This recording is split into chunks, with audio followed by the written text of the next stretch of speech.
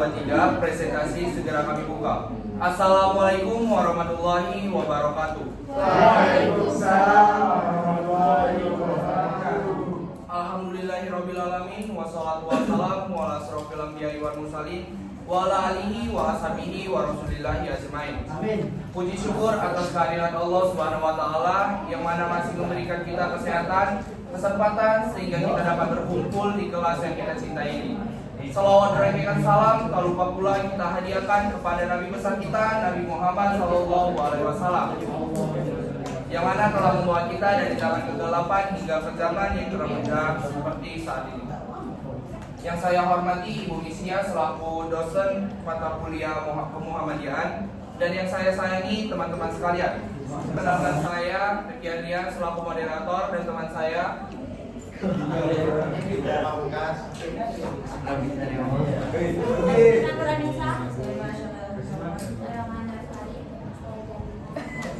Sebelum kami memulai pada presentasi kami pada pagi hari ini, marilah kita berserah diri kepada Allah Subhanahu wa taala seraya melafazkan basmalah.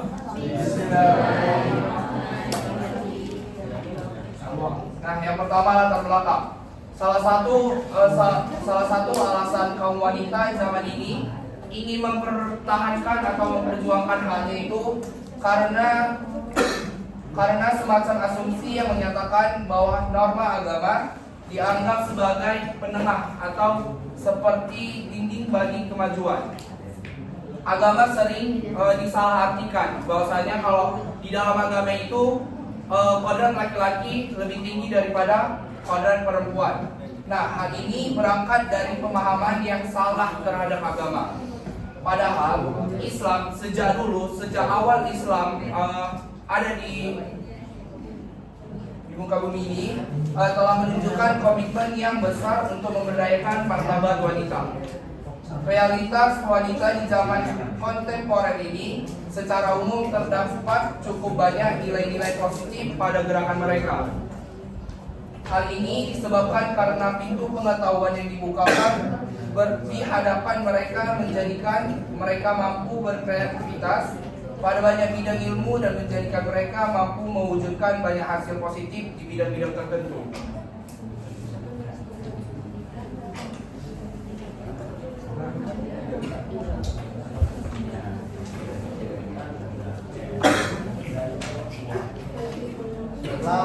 Materi selanjutnya yaitu cara Yahya Hamadalan dalam memberdayakan perempuan. Di mana Yahya Hamadalan mendirikan sebuah organisasi yang bernama Muhammadiyah, di mana Muhammadiyah ini juga merupakan organisasi yang cukup kuat untuk memberdayakan perempuan. Muhammadiyah mengusahakan perempuan untuk setara dengan laki-laki. Yahya Hamadalan dibantu oleh istrinya yaitu Nyai Walidah untuk memberdayakan perempuan dengan melakukan aksi sosial atau radikal dan juga revolusioner pada masa itu, di mana perempuan pada saat itu didorong untuk meningkatkan pendidikan informal ataupun non formal seperti pengajian-pengajian khusus dan juga mendirikan organisasi. Yahya Hamadalan sangat membina kaum perempuan, di mana para perempuan yang memiliki potensi untuk berorganisasi dan juga menyebarkan ajaran Islam dididik dengan sangat baik dengan diadakannya kelompok pengajian wanita yang disebut dengan nama Sopo Tresno. Nah, beberapa anak didik dari Yahya Hamadalan antaranya yaitu Siti Baria, Siti Dawima, Siti Jalala, Siti Bushro selaku putri dari Yahya Hamadalan sendiri, Siti Dawinga dan juga Siti Badila Zuber. Nah, dengan diadakannya kelompok pengajian wanita, Yahya Hamadalan mendidik para perempuan tersebut untuk siap menjadi perempuan pejuang dalam berorganisasi. Nah, para tokoh Muhammadiyah seperti Kiai Haji Hamadalan, Kiai Haji Mokhtar, Kiai Haji Fakhrudin dan juga Kiai Bagus Hadikusumo dan lain-lain melakukan pertemuan di rumah Kiai Haji Hamadalan untuk merumuskan organisasi yang sebelumnya itu Sopo Tresno yang merupakan hanya sebagai perkumpulan pengajian biasa. Lalu didirikanlah organisasi yang bernama Aisyah, di mana Aisyah secara resmi diresmikan pada tanggal 27 Rajab 1335 Hijriah atau bertepatan dengan 19 Mei 1917 yang dimana juga merupakan bertepatan pada Isra Mi'raj Nabi Muhammad SAW. Setelah organisasi ini terbentuk, maka Kiai Haji Ahmad Dahlan juga memberikan suatu pesan untuk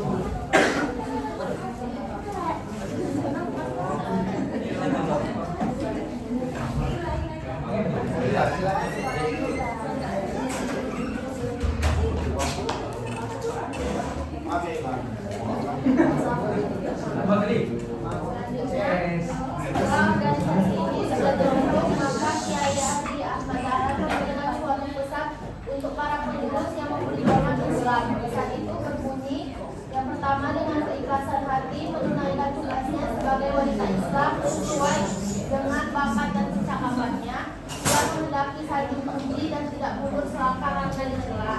Yang kedua, penuh keinsyafan bahwa beramal itu harus berilmu.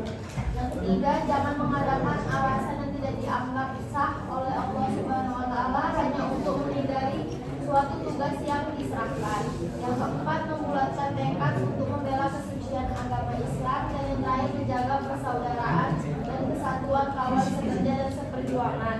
Lembaga ini sejak kehadirannya merupakan bagian dari Muhammadiyah yang membidangi kegiatan untuk kalangan putri atau kaum wanita Muhammadiyah.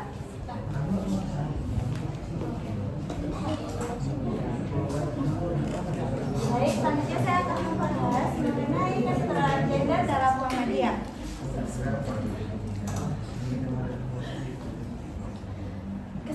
Kesadaran perempuan yang mempertanyakan tentang sejauh manakah peran agama dan memberikan rasa aman dari berbagai tekanan, ketakutan, dan ketidakadilan persoalan agama.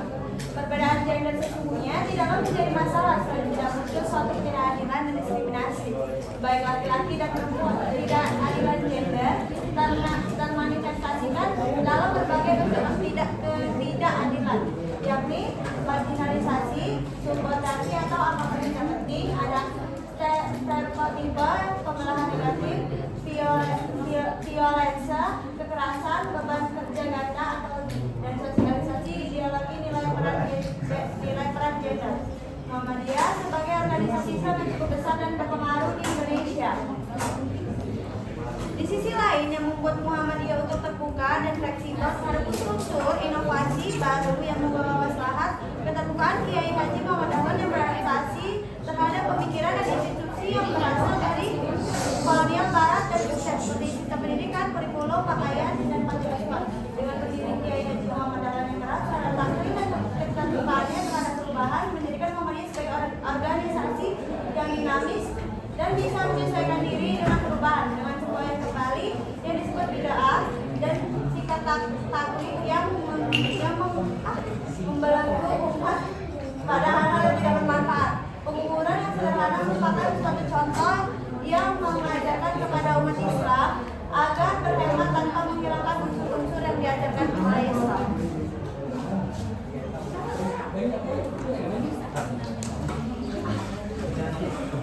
Baik, kemudian ialah peran perempuan Muhammadiyah dalam kehidupan berbangsa dan bernegara. Peran perempuan Muhammadiyah dalam kehidupan berbangsa dan bernegara dimasukkan ke dalam peran atau fungsi Aisyah, yang dimana peran atau fungsi Aisyah telah banyak memiliki amal usaha di berbagai bidang, diantaranya adalah pendidikan, kewanitaan, PKK, kesehatan, dan organisasi wanita. Pimpinan pusat Aisyah berusaha memberikan didikan di kalangan wanita Islam untuk berpakaian muslimah yang baik, bermoral, dan bermental luhur, memberikan bimbingan, perkawinan, dan kerumah tanggaan, tanggung jawab istri dalam dan di luar rumah tangga, memberikan motivasi keluarga sejahtera, keluarga bahagia, memberikan bimbingan pemeliharaan bayi sehat, keluarga berencana, berislam, dan sebagainya.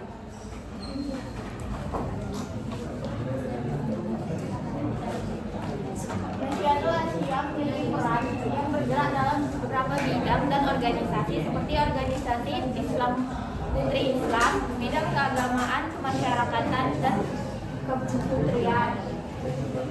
Nasyiatul Asyiyah juga mengadakan kegiatan siswa Praja Indonesia seperti mendomestifikasi wanita dalam kegiatan rumah tangga serta membekali wanita dan putri-putri Muhammadiyah dengan berbagai ilmu pengetahuan dan keterampilan.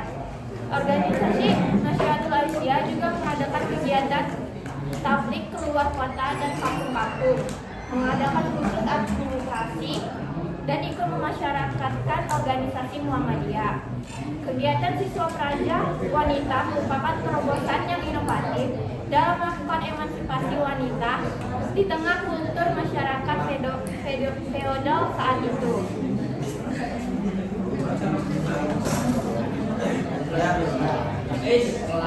Kesimpulannya, posisi Aisyah dalam Muhammadiyah adalah sebagai suatu organisasi otonom Muhammadiyah yang diperuntukkan untuk perjuangan para wanita muslimah.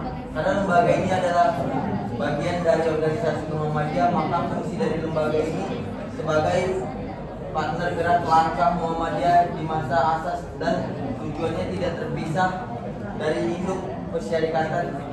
Aisyah adalah organisasi persyarikatan Muhammadiyah yang berasaskan amar ma'ruf nahi munkar dan berpedoman pada Al-Quran dan Sunnah sekarang ini. Gerakan perempuan Aisyah masih sangat dibutuhkan dan dikembangkan keberadaannya khususnya di Indonesia. Dengan melihat tantangan dan kondisi sosial politik yang ada saat ini, berbagai problema yang teramati dan dialami saat ini yang dihadapi perempuan Indonesia juga semakin multi aspek seperti ketidakadilan gender, kekerasan, perdagangan perempuan dan anak, kualitas kesehatan perempuan dan anak-anak yang masih diperhatikan, kemiskinan dan berbagai permasalahan sosial lainnya. Selain itu, sebagai pandangan keagamaan yang bias gender masih dihadapi dalam realitas.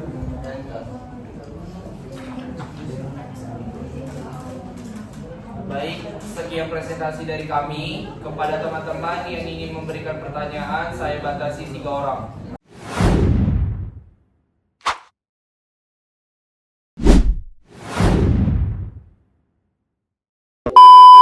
Assalamualaikum warahmatullahi wabarakatuh. Saya Anissa Mizani dari kelompok 4 ingin bertanya, bagaimana Muhammadiyah menyikapi dan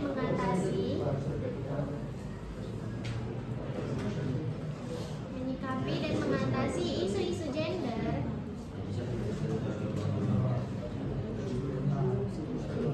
dan kekerasan terhadap perempuan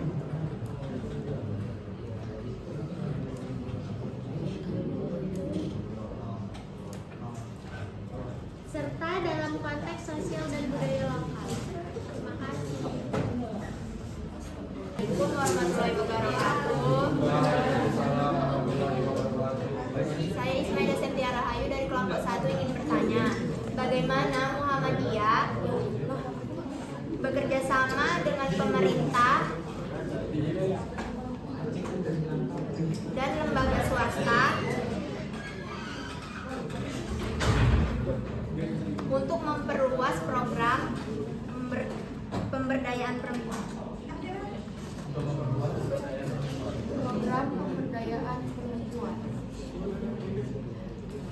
Bertanya, apa tantangan yang dihadapi perempuan Muhammadiyah dalam memperjuangkan kesetaraan gender tanpa melupakan nilai-nilai keislaman?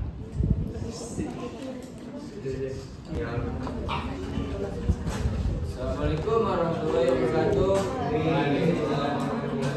Saya Farul Rizky Indiviansa PM21 ingin bertanya, sejauh mana peran perempuan Muhammadiyah dalam politik dan pemerintahan sebagai bagian dari kehidupan bernegara? Sejauh mana peran perempuan di Muhammadiyah dalam politik dan pemerintahan sebagai bagian dari kehidupan bernegara? Saya akan menjawab pertanyaan dari Mizani, yaitu bagaimana Muhammadiyah menyikapi dan mengatasi isu-isu gender dan kekerasan terhadap perempuan dalam konteks budaya lokal. Muhammadiyah memiliki komitmen kuat untuk mengatasi isu-isu gender dan kekerasan terhadap perempuan, yang dimana ialah sebagai berikut. Yang pertama ialah pendekatan Islami. Pendekatan Islami terbagi menjadi dua, yaitu pengajian dan pendidikan, juga pemberdayaan perempuan. Pengajian dan pendidikan Muhammadiyah menyelenggarakan tentang kesetaraan gender dan hak-hak perempuan berdasarkan ajaran Islam. Yang kedua ialah pemberdayaan perempuan, yang dimana organisasi ini fokus pada pemberdayaan perempuan melalui pelatihan, workshop, dan kegiatan lain untuk meningkatkan kesadaran dan kemampuan perempuan. Kemudian ada advokasi dan kebijakan. Yang pertama, advokasi kebijakan Muhammadiyah berperan aktif dalam advokasi yang berkaitan tentang kesetaraan gender dan penghapusan kekerasan terhadap perempuan. Kemudian yang kedua ialah kerjasama dengan lembaga, yang dimana organisasi ini bekerja sama dengan lembaga pemerintah, organisasi masyarakat sipil, dan lembaga internasional untuk meningkatkan kesadaran dan mengatasi isu gender. Yang ketiga dalam konteks budaya lokal, yang dimana yang pertama ialah penghargaan terhadap perbedaan. Muhammadiyah menghargai perbedaan budaya dan adat istiadat lokal dalam mengatasi isu gender. Yang kedua ialah pendekatan kultural, yang dimana organisasi ini menggunakan pendekatan kultural yang sesuai dengan konteks budaya lokal untuk meningkatkan kesadaran untuk mengatasi isu gender. Ada ini apa?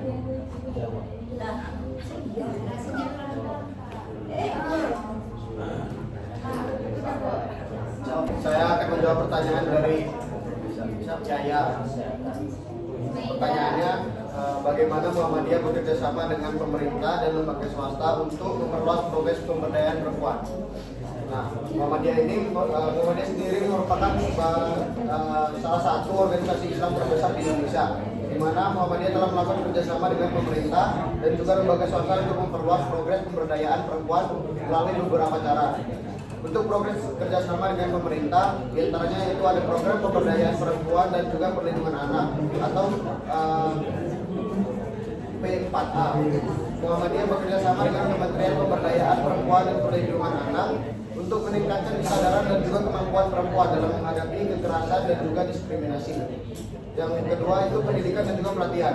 Muhammadiyah menyelenggarakan pelatihan dan pendidikan untuk perempuan tentang hak-hak perempuan, kesehatan reproduksi dan juga kewirausahaan. Lalu yang ketiga itu ada advokasi kebijakan, di mana Muhammadiyah berpartisipasi dalam progres pengambilan kebijakan pemerintah terkait pemberdayaan perempuan dan juga perlindungan anak. Lalu untuk kerjasama dengan lembaga swasta, diantaranya ada program pemberdayaan ekonomi perempuan. Nah, dalam program ini Muhammadiyah bekerjasama dengan lembaga swasta seperti Bank BCA, Bank Mandiri dan lainnya untuk menyediakan akses keuangan dan juga pelatihan kewirausahaan bagi perempuan. Lalu yang kedua itu pendidikan dan juga pelatihan vokasional. Nah, dalam hal ini Muhammadiyah menyelenggarakan pelatihan vokasional bagi perempuan dalam bidang seperti teknologi, informasi, kesehatan dan juga pariwisata. Yang ketiga itu pengembangan komunitas, di mana Muhammadiyah bekerjasama dengan lembaga swasta untuk mengembangkan komunitas perempuan yang kuat dan juga Saya akan menjawab pertanyaan dari Eja. Pertanyaannya, apa tantangan yang dihadapi perempuan Muhammadiyah dalam mempertahankan kesetaraan gender? Ada beberapa. Yang pertama, misi interpretasi ajaran agama. Sebagian masyarakat yang masih memahami ajaran agama Islam yang secara sempit. Terus yang kedua ada patriarki dalam budaya dan tradisi. Yang ketiga ada minimnya representasi di ruang pengambilan keputusan. Yang ketiga yang keempat ada stigma terhadap perempuan aktif di ranah publik. 5 ada kekurangan edukasi tentang kesetaraan gender. 6 kompleksitas peran ganda perempuan Muhammadiyah seringkali menghadapi tekanan dari tanggung jawab domestik dan publik.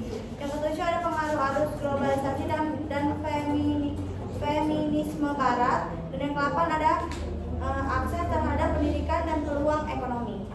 Seperti itu. Bisa diterima.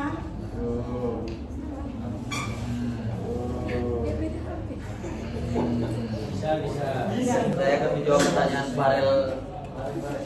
Pertanyaannya, sejauh mana peran perempuan di Muhammadiyah dalam politik dan pemerintah sebagai bagian dari negara? Jawabannya adalah peran perempuan di Muhammadiyah dalam politik dan pemerintah sangat signifikan sebagai bagian dari kehidupan bernegara. Berikut beberapa kontribusi mereka. Dalam politik, yang pertama, pengambilan keputusan. Perempuan Muhammadiyah aktif dalam pengambilan keputusan politik baik di tingkat lokal maupun nasional. Dan yang kedua itu ada calon legislatif. Banyak perempuan Muhammadiyah yang mencalonkan diri sebagai anggota legislatif.